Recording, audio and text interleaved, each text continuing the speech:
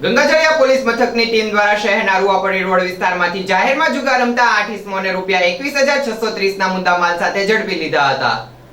Bhavnagar Gangajaliya police મથક ખાતેથી મળતી માહિતી અનુસાર ગંગાજળિયા પોલીસ મથકનો સ્ટાફ પોતાના પોસ્ટ વિસ્તારમાં પેટ્રોલિંગમાં હતા.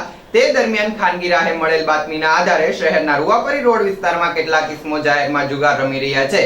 જે બાતમીના આધારે ગંગાજળિયા પોલીસ મથકની ટીમે રૂવાપડી રોડ ઉપર તપાસ કરતા મઢુલી ચોક પાસે આવતા બ્રાહ્મણ તલાવડી નજીક ખલાસી સોસાયટી વિસ્તારમાં જાહેરમાં જુગાર રમી રહેલા 8 ઇસમોને ઝડપ્યા હતા. ગંગાજળિયા પોલીસ રેડ દરમિયાન ઝડપાયેલા 8 ઇસમો પાસેથી જુગારની રકમ ₹21,600 નો મુદ્દામાલ પોલીસે કબજે કરી તમામ વિરુદ્ધ જુગાર ધારાની કલમ હેઠળ ગુનો દાખલ કરી ધોરણસરની કાર્યવાહી હાથ ધરી હતી.